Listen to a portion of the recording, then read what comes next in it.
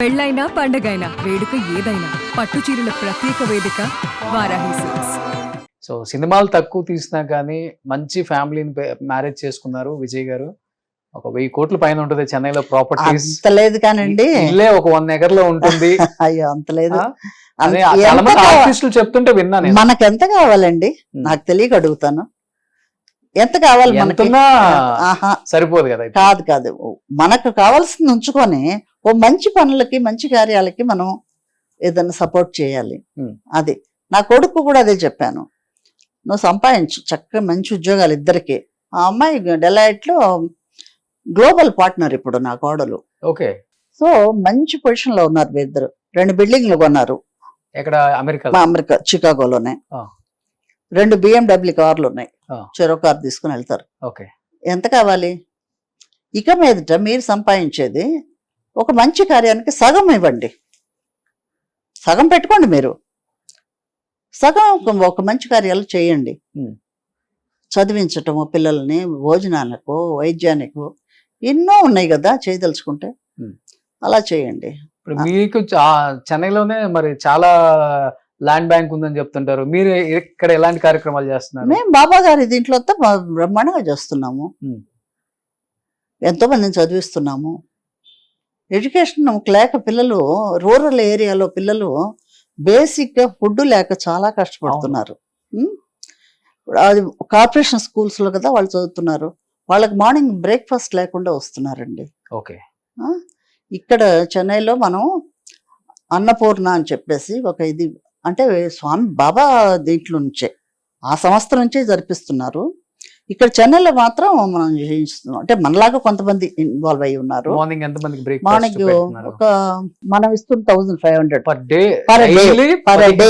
Breakfast every day. So education కి మనం sponsor చేస్తున్నాము. సో సంజీవిని అని చెప్పేసి హెల్త్, ఇది మీరు చూసే ఉంటారు. మన సిద్దిపేట హరీష్ గారు ఆయన ద్వారా చేసింది అనమాట. ఓ పెద్ద హాస్పిటల్, ఎంతో మందికి చిన్నపిల్లలకి హార్ట్ ఆపరేషన్స్, ఇవన్నీ ఎన్నో జరుగుతున్నాయి అన్నమాట.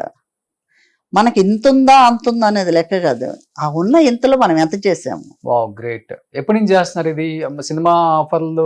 లేదండి అప్పట్లో కాదు, ఈ కొన్ని సంవత్సరాలుగా జరుగుతుంది ఇది. అప్పట్లో కాదు. బాబాని నమ్ముకున్నారు ఎక్కువ. అవును. ఎందుకు అంటే ఏమని చెప్తారు? ఎందుకంటే మీ టైంలో ఉన్న ఆర్టిస్టులు చాలా మంది సత్యసాయి బాబా డివోట్స్. ఆయన చెప్పింది ఏంటి? లవ్ ఆల్ సర్వ్ ఆల్ అన్నారు. అవును కదా. మనకు వీలైనంతలో మనమే కొండలను తీసుకొచ్చి మనమేం పోయలేం కదా. అంతే. మనకున్న దాంట్లో మనం తినే దాంట్లో ఇంకొకళ్ళ ఆకలి తీర్చాలి, అది ధర్మం కదా. ఓకే. సో ఆయన చెప్పిన ఆ ధర్మాన్ని మన వల్ల అయినంత వరకు పాటిస్తున్నాం. కానీ ఈ దానం అనేది అలవాటైతే కొన్ని సార్లు ఎక్స్ట్రీమ్ లెవెల్ కూడా వెళ్ళిపోతామండి. మన దగ్గర ఉందో లేదని ఆలోచించకుండా కూడా చేసేస్తాం. అలా చేసిన ఆర్టిస్టులను కూడా కొంతమంది చూసాను. ఆయన చూసుకుంటారండి. ఆయన బావిలో నీళ్లు తోడుతూ ఉంటేనే బావిలో నీళ్లు ఊరుతాయి. అవునా? అదే ఊరని బావి అయితే ఏమవుతుంది? నీళ్ళు అయిపోతాయి. నీళ్లు అసలు ఊరకుండా అలాగే నీళ్లు తోడకుండా ఉంచామనుకోండి, పాడైపోతాయి. ఎటుపోతే ఏమవుతాయి తెలియదు, మురికి వాసన వస్తాయి. అవునా? సో ఆ సిద్ధాంతాన్ని నమ్మిన దాన్ని నేను. స్వామిని నమ్మాం కాబట్టి ఆయన చెప్పిన కొన్ని పాటిస్తున్నాము. కొన్ని అంటే మంచి కార్యాలకి. సో మీరు నమ్మింది ఫస్ట్ సత్యసాయి బాబా.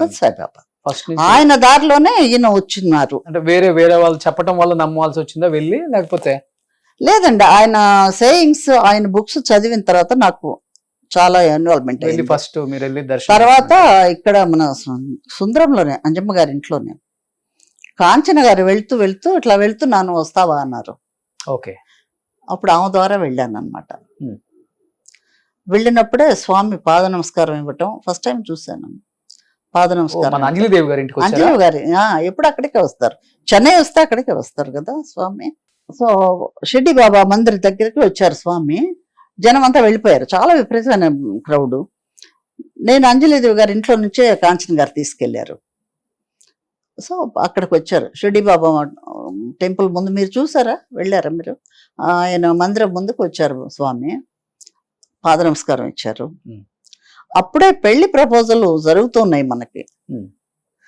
దాంట్లో అన్నా అనమాట, స్వామి ఏంటి అర్థం కావట్లేదు, మ్యారేజ్ అంటున్నారు, కన్ఫ్యూషన్ గా ఉన్నది అనేది మనసులో అనుకున్నమాట నేను. ఉమ్.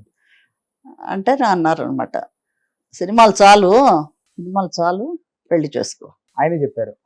ఇక ఆ ఒక్క మాటకి నేను కన్ఫ్యూషన్ లేకుండా ప్రొసీడ్ అవటం జరిగింది. సో ఆయన నమ్ముకున్నాక అంత బాగున్నది. ఓకే. అవును. సో అప్పటి నుంచి మీకు నమ్మకం అయితే ఏర్పడింది పుట్టపర్తి. అవును. ఓకే. సో ఇప్పుడు పుట్టపర్తి వెళ్ళొస్తున్నారండి? వెళ్ళొస్తుంటామండి. ఓకే. సో ఇప్పుడు ఇదేంటండి, ఇప్పుడు ఈ మధుసూదన సాయి ఇప్పుడు ఓకే. స్వామి చెప్పినవి చేయాలన్నవి అన్ని ఈయన ద్వారా జరిపిస్తున్నారు ఆయన. ఓకే. ఈయన ద్వారానే హాస్పిటల్స్ కానీ, ఇప్పుడు హార్ట్ ఆపరేషన్స్ కి ఎంతో మందికి జరుగుతూ ఉందన్నమాట. Hmm. ముద్దనెల్లిలో ఫ్రీ ఇది హార్ట్ ఆపరేషన్స్ కి హాస్పిటల్ కట్టి ఉన్నారు. Hmm. ఫ్రీ మెడికల్ కాలేజ్ అది జరుగుతుంది. Hmm. ఒకటి కాదండి, ఎన్నో చేస్తూ ఉన్నారు. ఓకే. అంటే ఆయన ఉన్నన్ని రోజులు బాబా దగ్గర ఉన్నారా? అవును, ఆయన స్టూడెంట్. ఓకే. ఆయనకి రైట్ హ్యాండ్ గా ఉండేవారు. ఇప్పుడు ఈయన ద్వారా అన్ని జరిపిస్తున్నారు అన్నమాట. ఓకే. సో మన తెలుగు అతను? తెలుగు అతను. ఆయన తెలుగు కాదు, రాత్రి నేను అనుకుంటాను తెలుగు బాగా వచ్చు. ఓ, ఆల్మోస్ట్ బాబా దగ్గర ఉండే వాళ్ళు అందరికి అన్ని లాంగ్వేజ్. అవును, తెలుగు బాగా మాట్లాడతారు. ఇప్పుడు ఎక్కడ ఉంటున్నారు ఆయన? బెంగళూరు పక్కన ఒక 30 కిలోమీటర్స్ డిస్టెన్స్ లో ముద్దనహళ్ళి అని అక్కడ ఉన్నారు. సో అక్కడ ఆశ్రమం పెట్టి. ఆశ్రమం ఎన్ని ఎకర్స్ ఉంటారు ఆశ్రమం అంతా? 200 ఎకర్స్. ఓకే. సో మనం చాలా. పుట్టపర్తిలో ఎంత బిజీగా ఉంటుంది? అదే విధంగా ఉంటుంది. ఓకే. అదే విధంగా ఉంటుంది. ఒకసారి మొత్తం visit ఫారినర్స్. చేయాలి. మీరు కనెక్ట్ అవ్వాలంటే చెప్పండి, కనెక్ట్ చేద్దాం, వెళ్ళొచ్చు. స్వామిని చూసి ఆయన చెప్తారు ఏంటి ఎలా అని. ఆయన ఇంటర్వ్యూ ఇస్తారు. ఆయన అనుగ్రహం ఉండాలి, బాబా అనుగ్రహం ఉంటే తప్పకుండా జరుగుతాయి. నిజంగా గొప్ప గొప్ప ఆశయాలు ఆయన చాలా నెరవేర్చారు. అవును.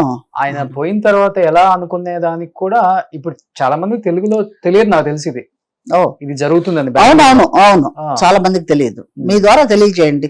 ఎందుకంటే నాకు రాగానే ఫస్ట్ నా కళ్ళు అక్కడికి వెళ్ళిపోయినాయా? అదేంటి సోఫాలో బాబా అక్కడ ఉన్నారు, ఈయన ఇక్కడ ఉన్నారు. ఇక్కడ ఉన్నారు. ఈ మధ్య వచ్చారు ఇంటికి. ఎందుకంటే మెడ్రాస్ లో ఏదో ఒక కార్యక్రమానికి వచ్చారు. అప్పుడు ఇంటికి రమ్మని రిక్వెస్ట్ చేస్తే వచ్చారు అనమాట. అదే. సో డెఫినెట్ గా విజిట్ చేస్తాం. మీ తమ్ముడు మీరు మేము వెళ్దాం ఒకసారి. షూర్. చూద్దాం, తెలియాలి తెలుగు వాళ్ళకి. తెలియాలి ఎందుకంటే ఎన్నో అసలు గొప్ప గొప్ప కార్యాలు జరుగుతున్నాయి అన్నమాట. ఫ్రీ ఎడ్యుకేషన్ ఎవరండి ఇస్తారు? ఫ్రీ ఫుడ్ డైలీ ఇంతమంది లక్షల మందికి ఎవరు ఫుడ్ ఇస్తున్నారు? ఒక రోజు కాదు. సో ఇప్పుడు మీరు అక్కడికి వెళ్ళటం వల్ల మనకున్న దాంట్లో కూడా 10 మందికి చేద్దామన్న ఆలోచన వచ్చింది. అవును. స్వామి అప్పుడే చెప్పేవారు కదా, లవ్వాలి సర్వాలనే నినాదం ఆయన అప్పుడు చెప్పింది కదా, అది జరుగుతుంది. ఆచరణ రూపంగా ఇక్కడ జరుగుతుంది అన్నమాట. ఓకే. సుమన్ టీవీలో మీ పర్సనల్ అండ్ బిజినెస్ ప్రమోషన్స్ కోసం కింది నెంబర్కి కాంటాక్ట్ చేయండి.